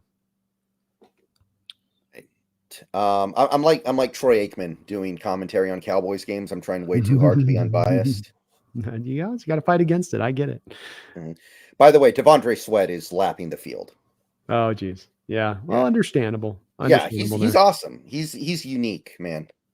What are you gonna do? Yeah, there's not a guy built like him in this draft, and Mhm. he would help out that defensive line. I'll tell you that. Okay, while people are voting, and again, by the way, if you want to vote, it's only on my side because I can only post polls on one side of the stream. But while they're figuring that out, while they're voting, let's take a look at the third round here. Pick 78. We do pick at 80 and 81. So we own 3 of the next 4 picks. So we are going to be the kings of this part of the draft right here. It's like in 2013 when we had 6 picks in the 7th round, That's and we right. felt so happy about that. We had the one draft. We had 3 third-rounders and 1 fourth-rounder. And I think they were all terrible. They were all bad. Well, Shaquille Yeah. Griffin, depends on what your opinion is of him. He was good for a 3rd-rounder. He did okay. Yeah, he was fine. Okay, so let's see here. Pratt, Bullard. I do like Bullard. I don't know if I feel about how I feel about him on a day 2. Dwayne Carter's interesting. Christian Mahogany. Okay. Tate Ratledge. Cooper Bebe, always here, which is, continues to be more and more ridiculous with each passing day. Rattler. Yeah, this is kind of tough. This one's kind of tough here. I'm not sure. We don't have to stress too much about this one though, because we pick again in 2 picks. I think that I don't even know you need to run a poll here because I think Bebe is your far and away guy that would of these available options. Mm-hmm. Who's I Yeah. mean maybe I don't see anybody else that's even been coming close. So yeah, we're gonna pick Bebe to just kick things off, and then we're gonna just pick twice again immediately because of the trades. Here we go. So let's take a look at our center options. They've got Frazier ahead of freaking Van Pran. Ugh. Oof. That can't be right. That is Frazier. I've got like get hurt? 4th-round grade on him. PFF is weird on some of these. Yeah, these guys are going to get swapped by the start of the draft, aren't they? They are. I don't know who would like Frazier ahead of Van Pran. I've never heard that presented at all, much less Mahogany over Van Pran. But okay, we've got a good idea. Let's see. We got defensive interior line that we need to look at too because we drafted linebacker. Let's take just a quick peek over there. Defensive line. Yeah. Yeah, Dwayne Carter, McKinley Jackson, Braden Fisk. Is there going to be anybody there that's going to get anybody? Well, it's Dwayne Carter's the only guy, right? I remember we were talking about him a little bit earlier. Fisk is fun. He's kind of fun. He's a fun 3 tech. Yeah. Space, thank you for the membership. Thank you for joining the membership crew. Appreciate it. Space. Let's take a look at our middle linebackers and safeties as well. Okay, middle linebacker. We already took Cooper. I know we need 2. Oh yeah. Wow, look how thin it gets, how quickly it gets thin. Yeah, that's why we had to. Okay, no. You know, Curtis Jacobs down here, I don't mind him. I don't know why he's all the way down here. He was pretty good for Penn State. They'll update this board in the next probably month, and this is going to look a little bit different once they do that. I guarantee you. Safety. Do you have any strong takes on Bullard? I do kind of like him. I like him a little bit. Yeah.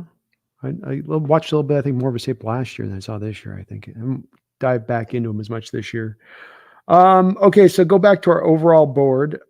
I think the poll on this one's got to be, well, Van Pran's got to be on there, I think. Okay,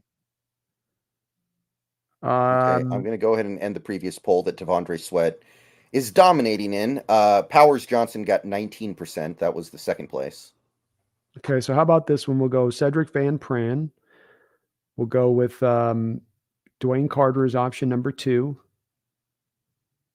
You scroll down you're on the clock side. Let me see a couple other options down there. Okay.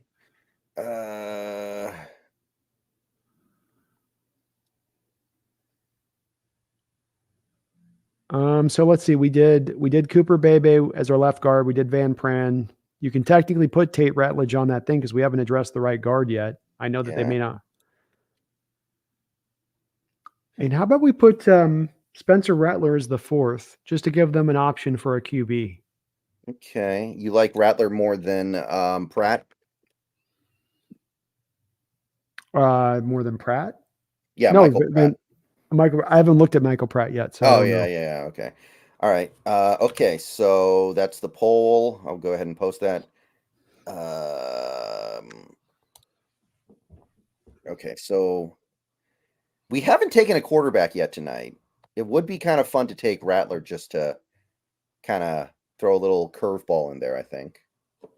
It's something that we are expecting the front office to probably do is address the QB position in the 4th round. The one thing I have to say about taking in the 3rd, Jordan Travis in the 4th or Spencer Rattler in the 3rd. I kind of go if there's a good guy on the board on 3rd, like a Cedric Van Pran, to go back around and take Jordan Travis first, taking Spencer Rattler, and then coming back in the 4th round, and there really not being a center option in there, or Yeah. something equivalent to that. Yeah, I mean, okay, here's the thing. I pretty much always end up taking Milton in the 5th round in these mocks.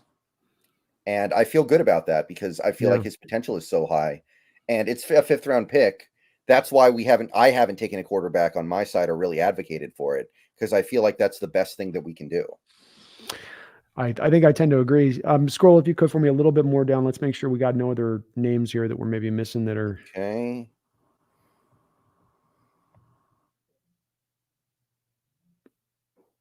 Yeah, I think we're okay here. All right. So what are you thinking? Well, it's 2 picks we've got.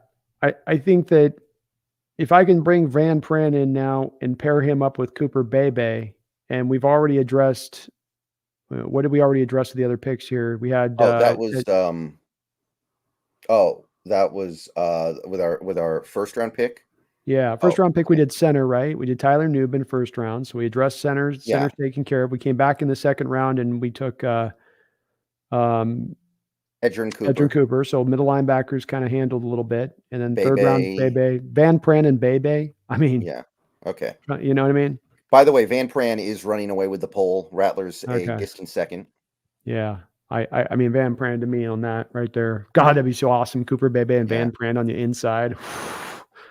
Oh. Oh. All right, Brendan. I'm all yours on this one. Want to shoot for the stars on Mason Smith, try to capture in what he was supposed to be at the preseason? I kind of don't believe in it though. Like, I don't even either. I would have to be like, dude, I have no faith in you. Now get out there and perform. Like, that's Mhm. not good. We haven't done defensive line yet, right? We could do Dwayne Carter to mix it up a little bit. Dwayne Carter would be interesting. He's got some shades of Jaron Reed to his game.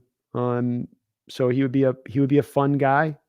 Let's go to 2, the number 2 page. Scroll The number down. 2 page. Oh, Scroll down, okay, I scroll down, see. and then, yeah, the 2nd page over. Let's So you see scroll all here. the way down, scroll down the bottom. Oh, There we I see. the I don't know, Brandon. I'm kinda liking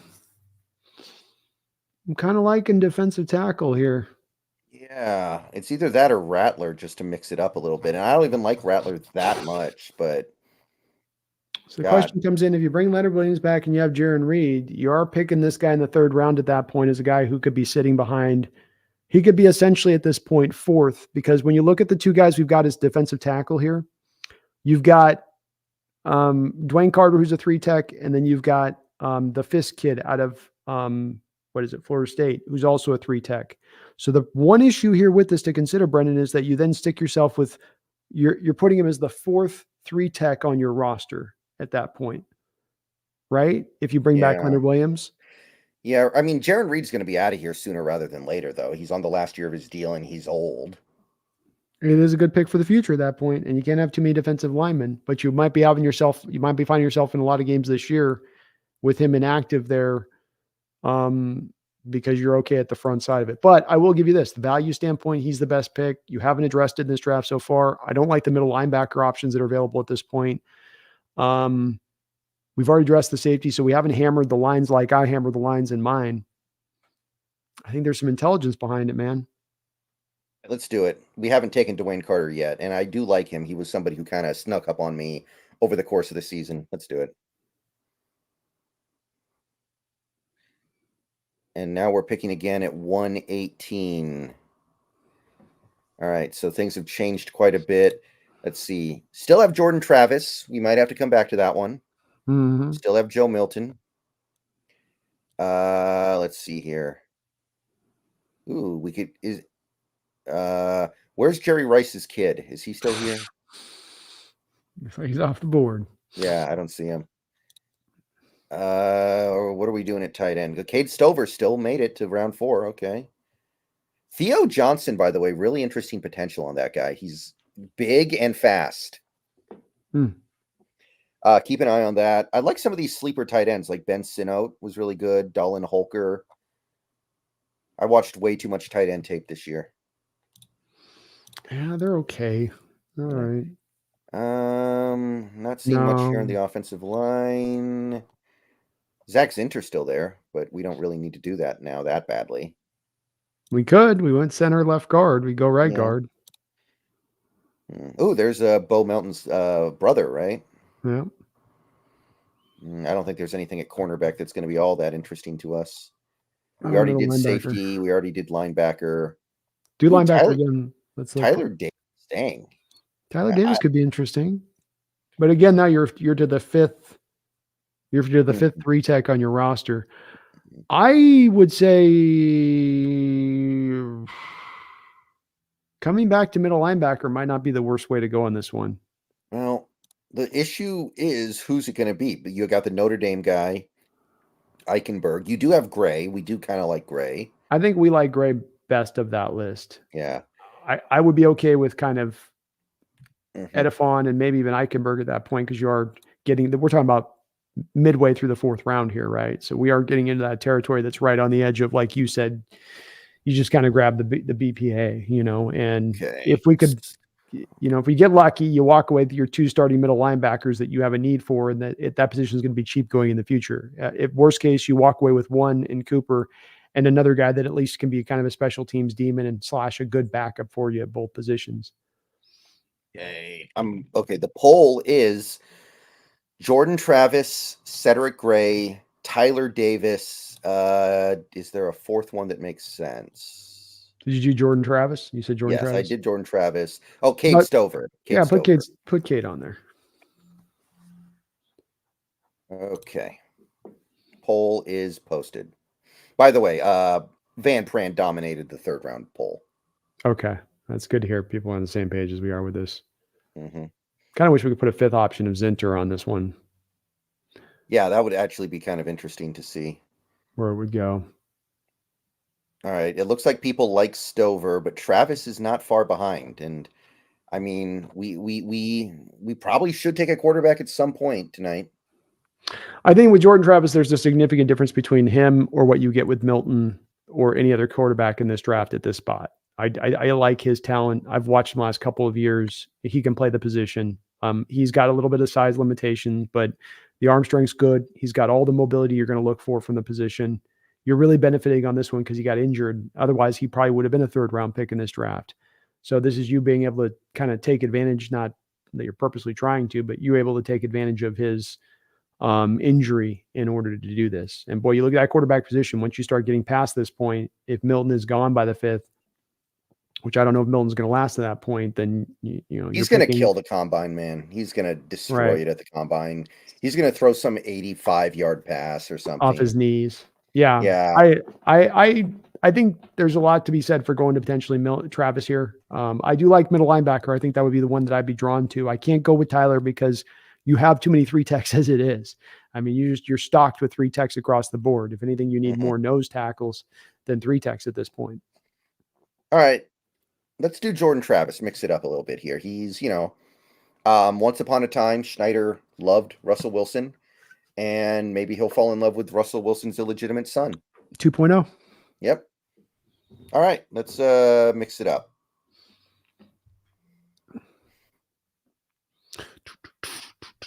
Okay. Oh my goodness, we don't pick again for quite some time. No. All right. Wild. Okay. Here we go. So we got one pick left after all the trading we did. So we are. It was kind of good that we got the quarterback when we got it, right? Mm-hmm. Because there's nothing left. Devin Leary's the best quarterback left, and he could be a Brock Purdy, I guess. He could do what Brock Purdy did. No. Brevin Spanford. Ooh, man. I really liked that guy before the season started, and it was just a failure to launch. Yeah, he did not look good this year on the tape. Holy moly. Yeah. Let's go back to middle linebacker. Take a look and see where we've got left on the board there. Okay. Curtis Jacobs. Okay. Mm-hmm. Omar Spates was interesting from LSU. I don't know the other three guys very well. I don't either on that. How about corner? Corner should be an interesting one because I know this was a deep draft. Well, we got Daquan Hardy from Penn State, Fentrell Cypress the second. What Oh, an wow, that's interesting it. name. Not very much. Dante Kent. Interior, did you offensive line interior? Okay, interior offensive line. Bortolini from Wisconsin. I Bortolini. he caught my attention because he's got a fun name. We're already good center. We drafted 2 centers. Let's go. And nothing tied in with How about running back? Let's look at running back. Let's get Frank Gore's kid. That's right. That's what I'm saying. Oh man, Frank Gore's kid is gone. Damn, dude, the running backs have been Wait, jacked. hold on. He better not have gone to the Niners. Hold on. Everybody Who, hold up who here. took all the effing running backs? I don't see Frank. Okay, There, no, there he he went to the is. Raiders. Okay, thank God. Okay, we're good, people. We're good. Okay. No, let's go. Defensive tackle. Whoa, Gabe Hall. Boy, this got lean. Okay, let's just Safety. sort by all. Yeah, Bryce let's go by. Foster, but we already have a How center. about no, here we go. Go back to all. Stay back on all there for a second. Yeah, How about that tight end kid there? Scroll down. How about Jared Jared. Wiley? Ooh, I did look at him a little bit this year. I say Wiley or Curtis Jacobs. You need linebacker, you need tight end. You haven't addressed any in this draft so far. No, we got Cooper. We got Cooper. Oh, that's right. But we need 2 linebackers, I'm saying. Yeah. Was there I mean, you've All got right. 3 free agents at the middle linebacker position this offseason. So I would go Okay. with one of those 2. So I'm gonna go ahead and do Wiley because we need a tight end more, I think, because we haven't drafted any. Mhm. Okay. Let's do So it. I'm gonna go ahead and punch that in. See what they think. How did our collective brain power do here on this one? I Damn think the it. trades are decent. An F on Van Pram in the 3rd round. Yeah, there's no way that's gonna hold up. There's no way that's PFF gonna hold smoking up. crack. Yeah, they're smoking crack on that one. Yeah, okay. They do like Wiley, they do like Dwayne Carter. Okay. I mean, given that it's PFF, I'm not completely opposed to any of that. And I think if you look at draft day with these guys, when the PFF charts all upgrade, they would look at this draft in a keenly different way once we get to the closer to draft on these players. But look at this from this perspective, Brendan. You're not missing an inch on your safety position. Let's say Love stays, him and Newman are your starters. Looks good. You're at Cooper is going to be ready to start day 1 in the inside. We wanted to address our lines. Bebe Van Pran and the scroll down there, the kid out of Duke that we drafted. What's his name there? Oh, Barton. I'm sorry, Dwayne Carter. Dwayne Carter. You've dealt into the little lines. You built that up a little bit. It would have been nice even to come up with the right guard in addition to that to me to just fully solidify that line going into the future. But those 2 guys with Lucas and Cross, you're now onto the road, a road we've not walked on for a very long time, Brendan, maybe since back in '05. And that's Mhm. creating a top 4, top 3 offensive line unit for the future. The Yeah, potential is there to do so now. right. By the way, the chat, their top 4 picks, the guys that they picked in the 4th round based on the options we gave, we Mhm. had Troy Fatanu. That was actually a close one. We had Tavondre Sweat, Cedric Van Pran, Mm. and then Cade Stover. So 3 linemen on both sides of the ball, and then Cade Stover. Yeah. I like where the chat's at. I mean, their mind's in the right spot on this. I think that if we really try to concentrate, Brendan, for me, offensive line becomes the number 1 priority position on this entire team going into this offseason, regardless of who the next coach is going to be. I think that it's in dire need on that interior. You've already started to kind of get this going with the outside stuff. Complete the process now inside. And I think that it really starts to raise the level of that offense. Everybody gets better on the back of it. Gino, DK, JSN, the running backs, they all get to feel the benefits of that if you make the investment on that side of the ball. Okay. All right. I think we've done about as much as we can do over here on PFF. I do too. I like it. I All like right. these mocks. All right. We kind of both agree on the idea of building up this offensive line. Yeah. So there was some consensus there. We both are aware of the fact that we need safeties and linebackers. And it seems like we're on a similar wavelength here. So yeah, hope everybody had fun. good amount of participation with the polls, and it seemed like people were kind of on the same wavelength on a lot of it. People loved Tavondre Sweat. People loved Van Pran. Good amount of love for Cade Stover as well. So yeah, we're definitely going to dive really deep into draft stuff over the course of the off season. But this was kind of our initial look at things post season. Yeah, I think this gives us a good idea going in of how this could potentially play out, and you start to understand where especially again, the value of where the positions are going to be in the draft, because I think this does give you a little bit of a good feel for what you can expect there to be available to in certain rounds to pick through, which starts to educate you on what you can hope to kind of come away with in this draft. But it'll be an ongoing process and a process of refinement, Brendan, as we continue to kind of hopefully get it better and better and closer to ultimate accuracy come draft day.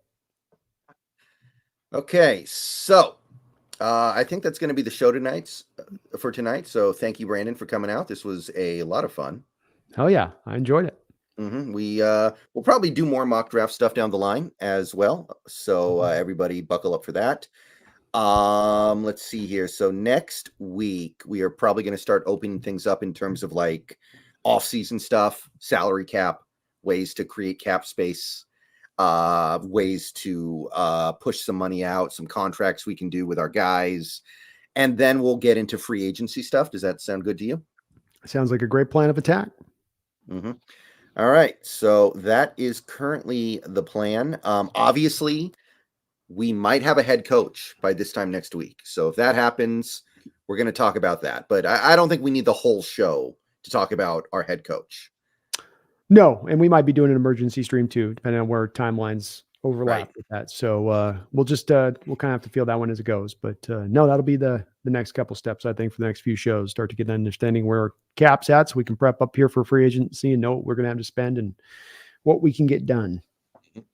All right. So thank you everybody for coming out tonight. We had a lot of fun. We will do it again. And guys, we are officially neck deep in the off season. We are now officially talking about all the things that need to be done this season, all the things that need to be taken care of if we want this team to get back to where they've been in the recent past. So everybody be excited. Everybody be happy that we're in this situation. And all that's really left to say for now, other than hoping for good results this weekend with these conference championship games. You got one more member message. Pretentious Cameron. There we go. Thank you for the member message. You should both make a prediction on the coach now. I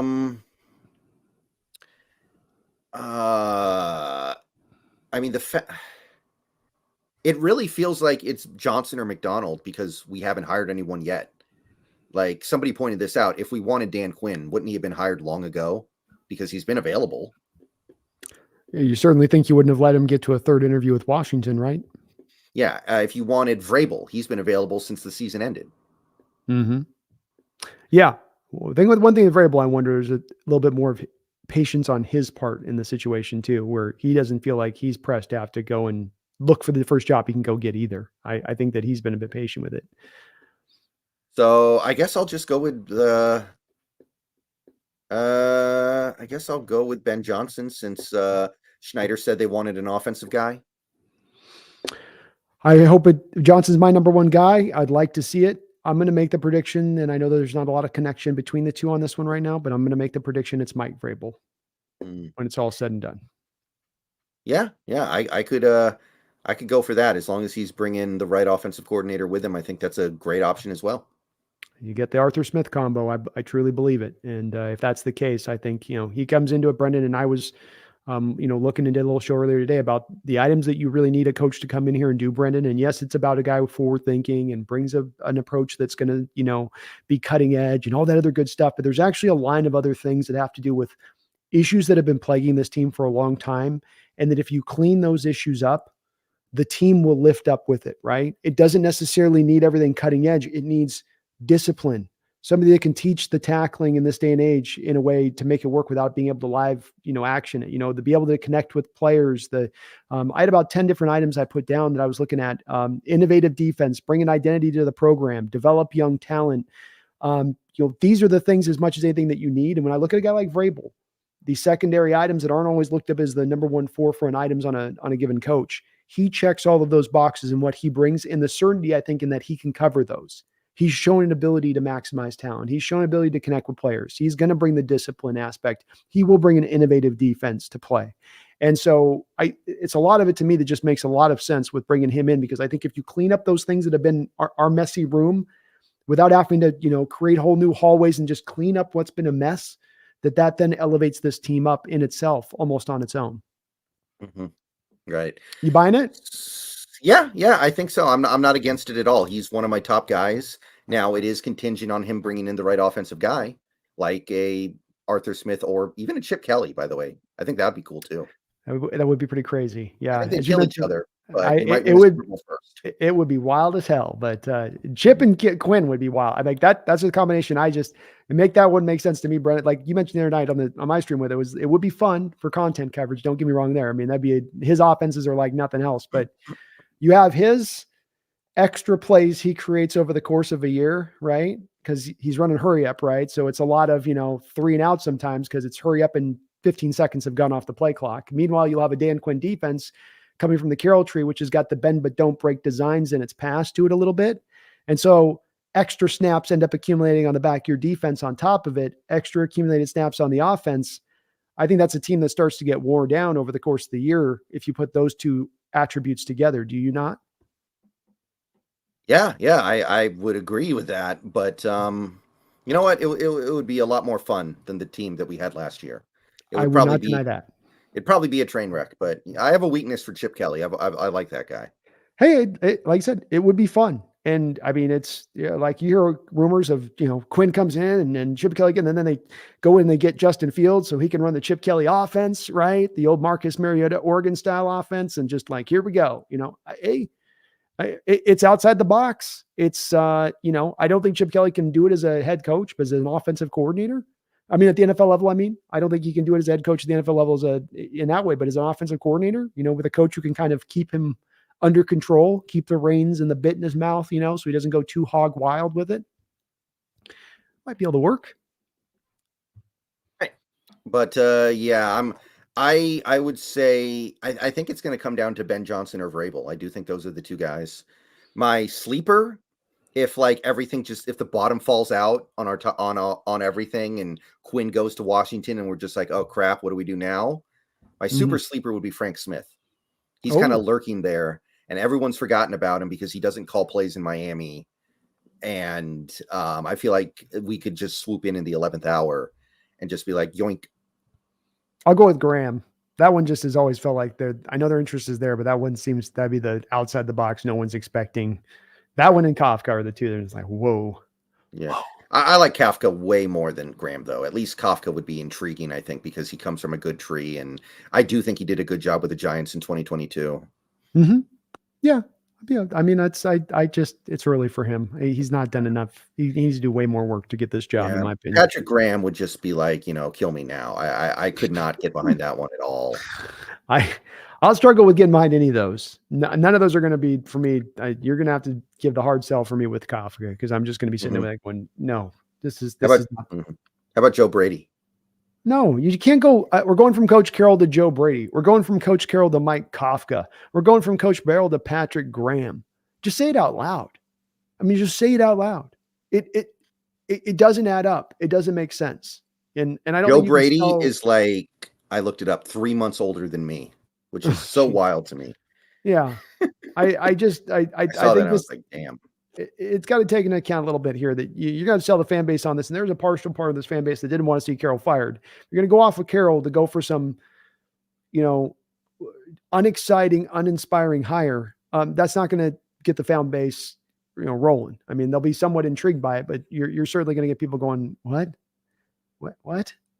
And understandably so. Yeah. It's understandably so if that's one of those guys. Yep. All right. So on that note, maybe by this time next week, we will know the answer for sure. So we will see what we have when we get there. And we will be here to break it down. Whatever happens, we will be here to talk about it. Thank you for coming out once again. Thank you, Brandon, for doing this with me tonight. Appreciate you too, man. And go Hawks. Go Hawks.